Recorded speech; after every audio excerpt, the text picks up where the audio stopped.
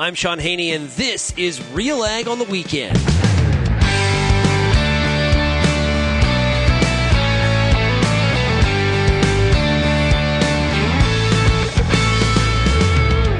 Let's get real and get connected with the week that was in Canadian agriculture. Real Ag on the Weekend starts now. Hello and welcome to Real Ag on the Weekend here on CJME 980 and CKOM 650. I am your host for the day, Lyndsey Smith, and I hope I sound a little familiar to some of you, but your regular host, Sean Haney, is away this weekend. He's having some much-deserved rest, so I'm going to step in and host today's show, and I couldn't be happier, so thank you so much for joining me for the show. We are going to tackle a couple key subjects today, one of which, of course, is drought. We're going to talk about stress, and we're also going to talk about managing herbicide-resistant wild oats. I don't know. I figure all three of those are somewhat related because, well, they're all significant challenges. We are going to start on the drought topic this week. In case you missed it, we did have some movement finally on AgriRecovery. So AgriRecovery, this is the federal business risk management program that is there in times of emergencies. It must be triggered by the province. So Saskatchewan announced on Monday that it was committing $70 million to help offset the cost of feeding breeding livestock in the province. So Agriculture Minister David Marit said in a statement on Monday that immediate measures are needed as farmers and ranchers deal with significant challenges due to drought. Now, how AgriRecovery works, which we don't have all the details just yet, but how this works, of course, is the province requests that this program be kicked off. The province then kicks in its funding, and the federal government then matches that on a 60-40 basis. So the government will have to kick in their portion. However, when we're talking about the big dollars that we are, it is speculated that the approval of that kind of money is going to go beyond Agriculture and Agri-Food Canada and actually have to go to Treasury and essentially to the PMO's office to say yes to these kinds of funds that are going to be rolled out. Now, it's not just Saskatchewan that has triggered this program. It is also Alberta, and BC has already asked, but that has not moved forward as far as we know, as far as any details. Now, again, we don't have significant details at this time for what will happen with the program entirely. We do know that that there is work being done as we speak to try and roll out how it's going to work, but as we've seen in past years, there is usually some calculation as to how many livestock you have to feed. We don't know yet if it will just cover a portion of wintering feed costs or if there might be a freight component in here. As we've seen in the past, for some drought situations, there may be subsidized freight to move livestock to feed as opposed to moving feed to livestock. So please keep tabs on it. You can head to RealAgriculture.com for more as we find out, but certainly know that the wheel is in motion to get AgriRecovery going for the province of Saskatchewan. Now, we also did learn that the livestock tax deferral program is also kicking off, but only for certain areas. And so we see this at times for drought or for other emergencies where the federal government will actually, on a map out which regions may qualify for some sort of tax deferral, meaning that if you do have to sell, I believe it's 15% or more of your breeding herd or flock. So we are talking about cattle, but also sheep, goats, and other livestock. If you sell more than 15% because of this drought, you may be able to defer some of that income into the next fiscal year. And that's important that we're going to talk about in a couple minutes. It's an important point as it comes up in our next discussion point here on Real Ag on the Weekend. We're going to have a discussion about should something like a tax deferral be available more widely and in more years, not just in disaster years. So think about that for a little bit. Anyway, yes, so we are going to talk about today, as mentioned, dealing with drought, of course, for many years in a row. We are going to talk about managing stress at harvest, frankly, managing stress all the time, but why harvest can be particularly difficult, especially in times of drought when that yield monitor just isn't making anybody smile. And then I'll be joined at the end of the show by Breanne Tidemann. She's with Agriculture and Agri-Food Canada, and she's got some really great practical tips on how to deal with wild oats, specifically wild oats that you know have herbicide resistance. resistance. So often we talk about the importance of managing for herbicide resistance, but we don't always talk about what happens when you know you've got herbicide resistant populations of certain weeds. What can you do to either get ahead of them, get a hold of it, or perhaps stop it from spreading? So stick around to the end of the show. I've got Breanne Tidemann with me to tackle that because frankly, the okay, what now question is a very valid one. All right, so thanks so much here. This is Real Ag on the weekend on 980 CJME and 650 CKOM. I am Lyndsey Smith, your host, and I'll be back with Tara Mulhern Davidson right after this.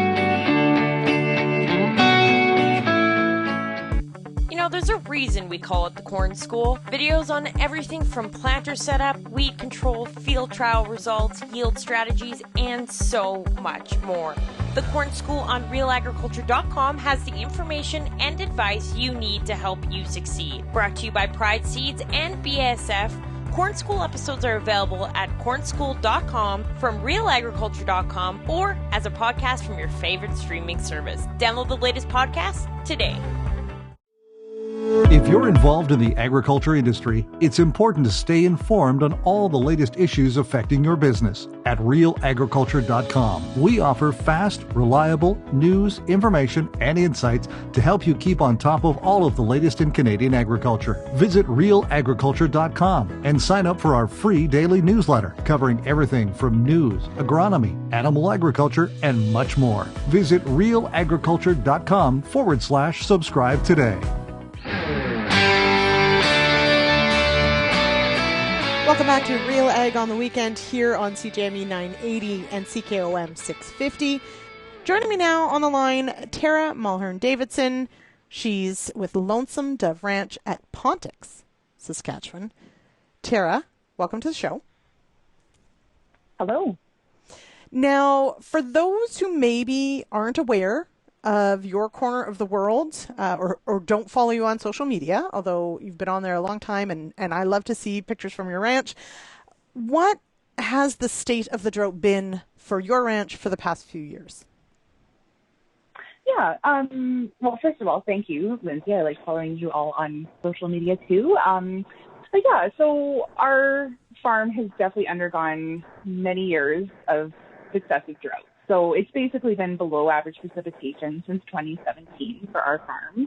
2019 wasn't terrible, but other years in there were very dry, especially now 2021, incredibly dry, 2022, much the same. And then again, 2023, we're in another dry season here. So yeah, it's been a bit of a long haul, I guess. And certainly we're not any different than a lot of producers in Saskatchewan, a lot of cow-calf and forage producers, for sure. They've undergone a lot of severe, continuous seasons of drought. Yeah, lots of challenges.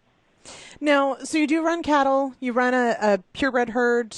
I'm going to guess maybe some commercial in there as well, but you can correct me if I'm wrong. But what has the impact been on trying to manage your herd, trying to think longer term and plan for the future and think about those pedigrees and seed stock producer in the face of not knowing when it's going to rain next? Yeah, for sure. That's a great question. So yeah, we do run both commercial and purebred gelded cattle. About 2/3 of our herd is commercial and about 1/3 is purebred. Yeah, and it is challenging. So we run on our own property, obviously, but then we also rent a lot of grazing from other places, and we're also patrons in community pastures. So yeah, there's challenges in kind of all different parts of that. So first of all, trying to come up with enough grazing for your herd is always a big thing. Planning your grazing moves and rotations when you're not getting that regrowth is really challenging. Stock water has definitely been a huge issue in Southwest Saskatchewan, especially not just water quantity, but water quality. So that can be really tough. Fortunately, this past winter, we did have some snowfall, which was good. Some winters we don't have snowfall. Sometimes it's a brown Christmas, so that presents its own challenges. But we did have some runoff this spring, which was helpful in kind of holding our water quality stable in our area and our operation anyway. But yeah, so, trying to get through the spring, summer season and then looking towards the fall. So, of course, trying to put up enough feed for our cattle herd is a big one, enough straw. We do calve in February and March, so, of course, we need a lot of bedding. So trying to get straw in. Freight has been a huge cost for us for that. So yeah, we've seen freight costs go up 20% between last year and this year alone, and freight was up pretty high already last year. So, if you're looking at 3 bales of straw per cow, you're already looking at $90 just to get 3 bales laid into your yard for one winter season. So, those are definitely some challenges that we've had to go through that are not, again, unique to us, but certainly to any forage and beef producer for sure. And I guess from thinking long term, so ranching to me is a long game for sure, but we're managing living commodities. So you have to think also, how are we going to get through this week, this month, this season? So certainly making sure we have feed budgets in place, whether our winter is a severe, harsh winter or not, that can make us go through up to 10 or 20 or even 30% more feed than what we would plan for. So I'm trying to prepare ahead and be nimble and be adaptable, but also maintaining the health and well-being of our herds, I think, is the biggest one. And yeah, it's really hard. So in our farm, we started in 2005. It's kind of hard to make like big swings at different ideas or innovations when we've been kind of just trying to get through one season to the next since 2017, basically. So it is hard to know what big direction we should go, what new innovation or technology or investment we should even make when the day-to-day has been so challenging.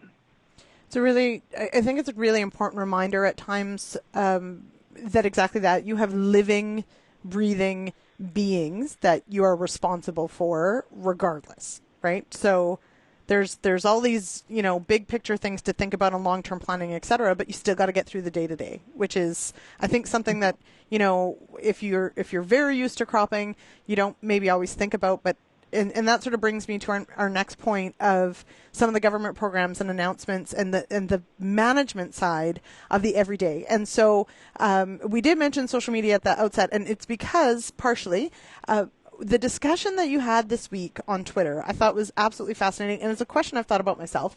And we did hear earlier this week that the government has released certain areas that are going to be eligible for tax deferral if they sell more than 15% of their flock or herd in response to this drought. But of course, that's by region. So Ag Canada is going to say which places can. And you asked the question online, can a grain producer defer grain income all the time? Tell me a bit about this conversation that you had and some of the feedback you got. Yeah, so that was kind of, this question has been kind of an ongoing theme, I guess, of my fascination with how business risk management programs work in general and how different sectors kind of respond differently. So I guess the tax deferral question I got thinking, I think grain producers can defer a portion of some grain sales into a different fiscal year, kind of any time they want to. And I dug into it a little bit deeper. I asked a lot of producers, can you do that with livestock? And I got a variety of responses. So I think based on a couple of different tax professionals that I trust, it sounds like some people do defer livestock sales with some organizations that they trust, perhaps, but it's definitely a gray area, and it's certainly not widespread. It's not something mainstream most livestock producers would do. So I guess it just made me question, why is that a tax management tool that is available to one sector, but not for livestock producers? And again, you're dealing with living commodities, and that it doesn't exactly put you in a place of power when it comes to marketing. Sometimes you have to make those marketing choices, whether or not they're 3 days or 6 days in or out of your fiscal year end, or the health, safety, well-being of your herd, for weather considerations, for what have you. So wouldn't it be nice to have that same kind of convenience or option, I guess, not just in a drought year, but any time for your business? That was just kind of a question I had asked.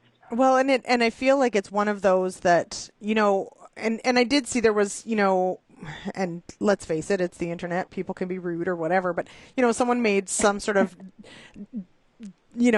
comment about, looking for government handouts, whatever. And it's like, okay, wait a minute. We're actually talking about, Canada has a very complicated tax system as it is, but we're talking about essentially just having the equal opportunity to manage your income, at least within a degree. Like, how hard would it be to just make a note in our tax law that, up to a certain amount could be deferred between years? We do it with things like depreciation and all sorts of other things, right? Like, it's not that complicated, and it really wouldn't cost the government a whole bunch. So that's a brilliant question. And so I hope this sparks some conversation because, as you say, deferral, even just of a portion of income between fiscal years, could make at least a difference, maybe not the biggest one, but a difference. And if other businesses have the opportunity, why not livestock producers as well? It also does bring in, we did hear this week, of course, Saskatchewan will be seeing its AgriRecovery program kick in at some point. We're still waiting for full details on that. From your perspective, I'm guessing this isn't the first time you've been through this route, seeing as you've experienced several years of drought. Do these programs make a real difference on the ground? What has been your experience? Yeah, that's a good question. I guess I can just speak to my own experience. And I mean, every operation has their own goals and objectives.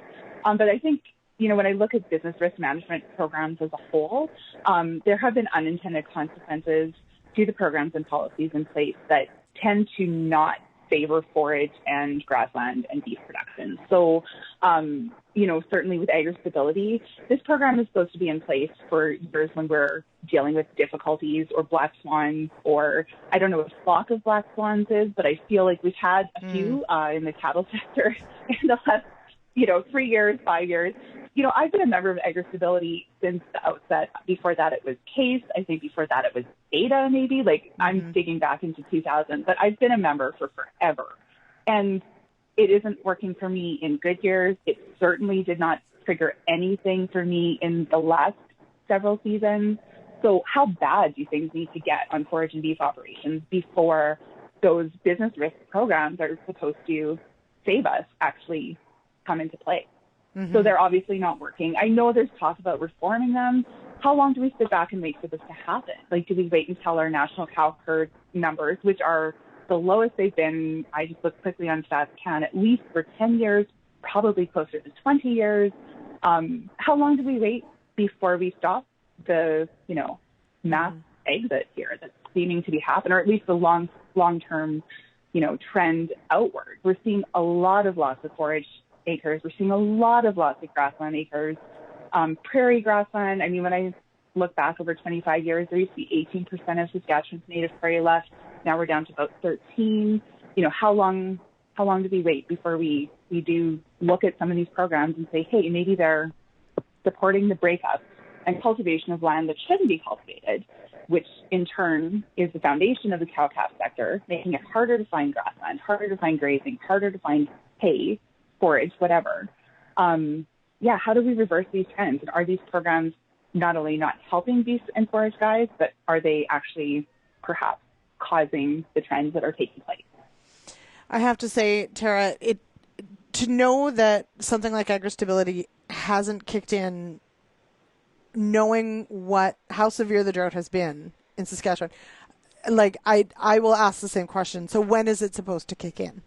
It just doesn't, right? It blows my mind to think that, it becomes essentially a useless program at that point. And so, to your point, is the unintended consequence that it's really, you may as well have no program, which means another sector has perhaps a program, which maybe means that that's allowed the expansion of breaking up grasslands, let's say, or something like that, because that's what's supported.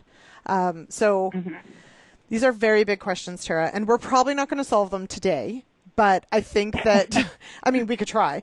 But and it's worth asking, though. I mean, exactly. We ask them in the good years, or maybe we don't ask them so much in the good years, and it's taken this multi-year drought to really bring some of these questions to light. But, we have to make forage and cow-calf operations competitive, or else we're going to lose them. We're already losing capacities.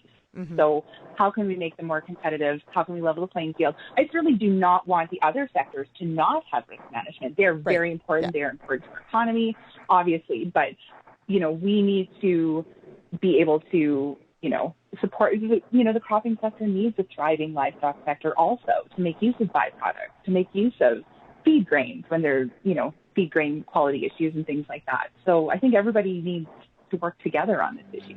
Absolutely. All right, Tara, thank you so much. All right, thank you.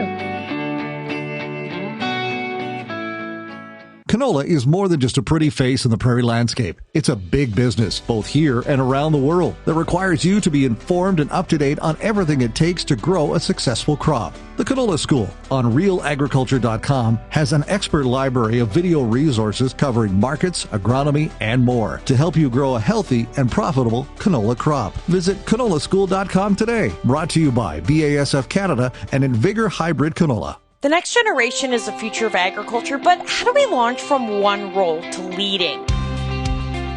From succession planning and family dynamics to understanding finances and making the tough calls to discovering paths others have taken all through agriculture, the Successors Podcast covers it all. Tune in with me, your host, Kara Oosterhuis, simply by searching The Successors on your favorite podcast platform, or you can find it by visiting www.realagriculture.com. Whether you're seeding, harvesting, or anything in between, the Wheat School on RealAgriculture.com has you covered. Timely agronomic information from industry experts available online anytime. Give your wheat crop a good start and a great finish with the Wheat School on RealAgriculture.com. Brought to you by C&M Seeds, Syngenta Canada, and the Alberta Wheat and Barley Commission.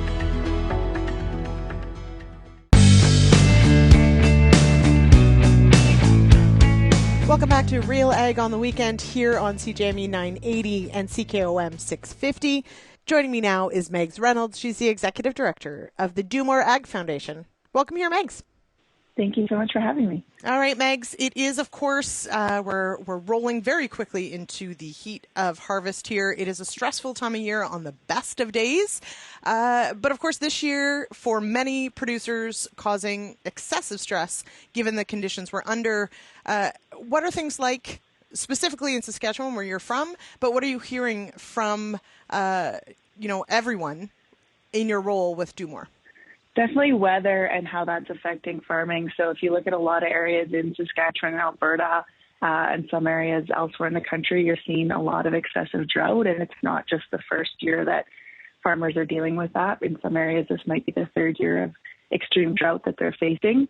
So that, of course, brings a tremendous amount of stress. That brings in the economics of, can I keep doing this? It brings in that multi-generational stress of, am I going to let down generations of my family that have built this before me? In other areas we have severe wildfires that are burning in agricultural areas across Canada. We've had very, very wet seasons in some places. And on top of that, what I've heard across the provinces is that everything seems to be very spotty. And so instead of having a full county or municipality that's able to declare a state of emergency for drought, you may only have a portion of that county being affected. And so then that can add some additional challenges for producers that are looking to, especially on the ranching side, maybe have some of those federal support programs that would be triggered by that county being able to declare that state of emergency. So there's a lot of stress going on right now. Some areas we're starting to see rain, which of course this is when you're not going to want to see it when you're out in the field trying to get the crop off. So I'd say for the most part, weather's really been that overarching stressor, and then just add it to, all the other uncertainties and challenges that come with farming. Mm-hmm, absolutely. And as you mentioned, for many, this is not just this year of particular challenges. This can be 2-3 years of challenges back to back. And you bring up the key point there with, this is running a business, yes, but often we are multi-generational farms. These are, business entities and land that's perhaps been in the family forever. How do you help farmers sort of navigate that legacy and responsibility to their family aspect of trying to shoulder, just the everyday of getting through a really stressful time? I think that's where we bring it back to those tools and coping mechanisms that we can learn when things aren't really stressful as well. Boundaries are really important. I remember one year combining in drought where, yields were so bad, the drought had been so bad that I actually put black electrical tape over the yield monitor in the combine because constantly seeing how low that number was was just putting me on this, very poor spot with my mental health for 14 hours a day. So what boundaries can we incorporate?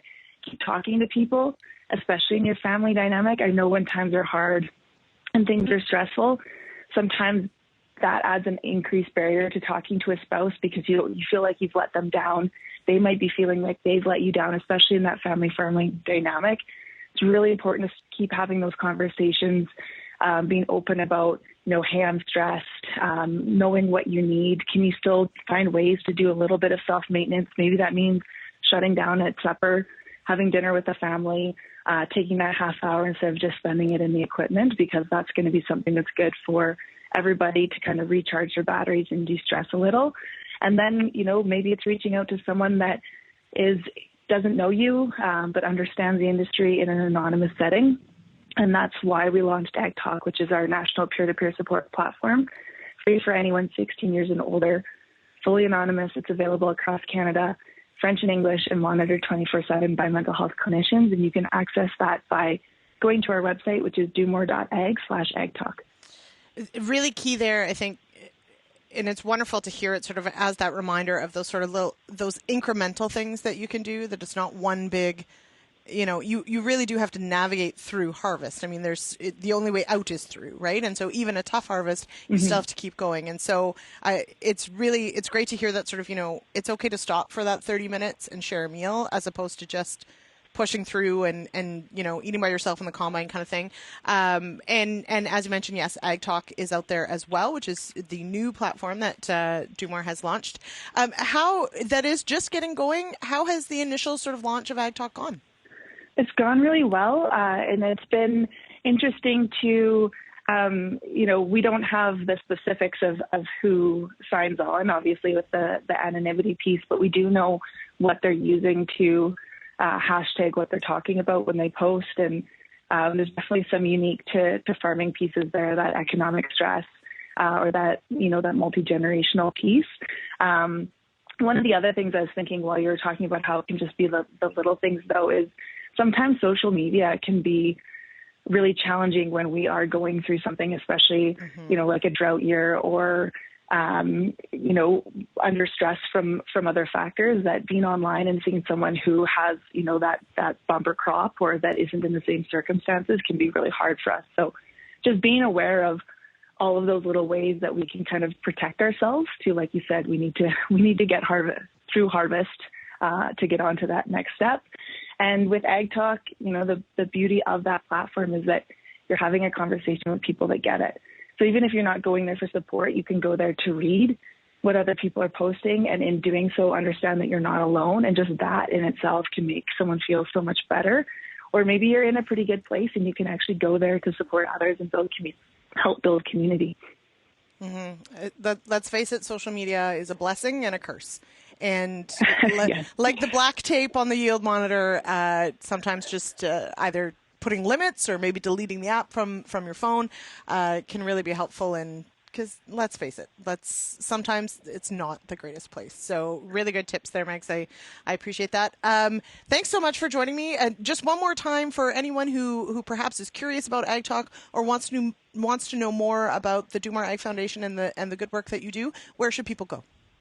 Best place to go is our website, which is dumore.ag, and there's a full resource page there. Everything's broken down either nationally or provincially, so you can find resources that are close to home. You can read blog posts and tips and all sorts of other things. So instead of scrolling social media, you can be on there doing some reading and some learning. And you can also donate there if you're looking to support mental health and ag. Wonderful. All right, Megs, thank you so much. Thank you very much for having me on. All right, we're going to take a quick break, and I'll be back with our last segment for RealAg on the weekend right after this.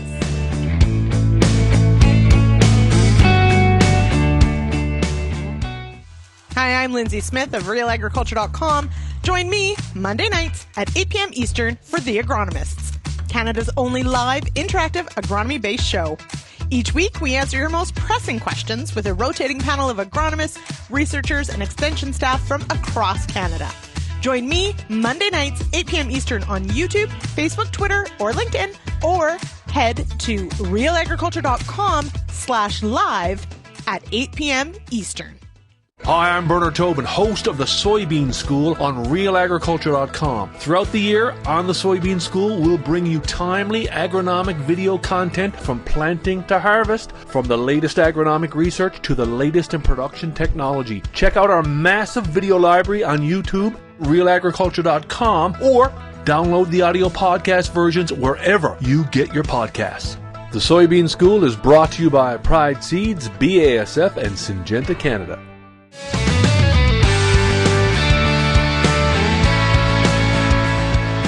Welcome back to Real Ag on the Weekend here on 980 CJME and 650 CKOM. I am your host, Lyndsey Smith, and thank you so much for joining me today to listen. This has been an absolute joy to host this show. I hope that at least some of you recognize my name or my voice. It's been a long time since I've been able to spend much time in Saskatchewan, but I did get to live there for several years, and I do really love the province. It is just absolutely beautiful, and you know what? The best part is the people. But of course, you already knew that. All right, without further ado, let's get to our last segment today. I'm talking with Breanne Tidemann of Agriculture and Agri-Food Canada. We're going to talk about what to do with those wild oat patches. Joining me now is Breanne Tidemann. She's a research scientist with Agriculture and Agri-Food Canada out of Alberta. Breanne, welcome here. Thanks for having me. So if anyone follows along with your work, they will know that you are particularly passionate about weed science. And yes, I am a self-proclaimed weed nerd. Yes, that's right. Yes. And love to find new and exciting ways to kill said weeds. So, which I think is just great. And that's what we're going to talk about today, is not just weeds in general, but specifically, let's say I am a farmer who suspected, let's use wild oats as the example today, suspected resistance in my wild oat population. I have confirmed said wild oats are resistant. Now what? Okay, so I think the first thing is understanding what those resistance results really mean. So what I mean by that is you get your results back and you know you've got, say, high resistance to the FOPs and intermediate resistance to the DIMs and DENs and some to the Group 2s or what have you. My question to producers is often, where did you sample that from? Did you have a patch of wild oats that you were worried about, or was there wild oats across your entire field? Because that changes how you might manage things. Because if in a small patch in your field, you've got really high levels of resistance, but your herbicides were working elsewhere in the field, maybe we need to focus on some patch management strategies. And be conscious of the herbicides and the herbicide rotation we're using in the rest of the field, of course, too, because you've clearly selected for resistance. But can we employ some patch management strategies, or is this your entire field and now it's like a remediation of the field type game, right? They're two different strategies that start getting needed in a sense. And the key here, and I don't want to make light of this, but let's face it, some of these things do sneak up on us, right? And maybe that's conditions weren't ideal when I sprayed, it's only a couple escapes, that sort of stuff. Like there's all sorts of reasons why a resistant patch might spread or might become an issue on a greater. There's always that assumption of it's a spray or miss. Right. Well, is it? Is it just a single weed that escaped? Is it just the wild oat that escaped that you've got a spray or miss on, or is it an actual weed community there? Is there other weeds there as well? If it's a whole weed community in a little patch, well then yeah, maybe it was a spray or miss. But if you've only got a single weed that escaped it there, I'd maybe be looking a little bit closer just to confirm. And if you do the resistance test and you don't have resistance, fantastic, you're off to the races. But it doesn't hurt to check. Yep. Now, just quickly with wild oats, you would be collecting seed to send in to do a resistance check? Yes. So Clark Brenzel from Sask Ministry of Ag actually has had the best tip that I've seen for if you want to collect wild oat seeds for resistance testing when they're relatively mature, so those stalks are essentially brown, you're starting to see some of those seeds fall off. If you take an insect sweep net and sweep it through the wild oat seed heads, you get a really nice, clean wild oat seed sample. All right. And it's much easier than doing it by hand. I like that. Yeah. So that brings us to... So let's maybe break it down then. Let's talk patch management first. Let's say you have sent for testing. You do know that a particular patch that you've tested is resistant to perhaps one or more. What does patch management look like? For me, number one would be let's stop those from going to seed next year. So you're going to throw pretty much everything you got at that patch.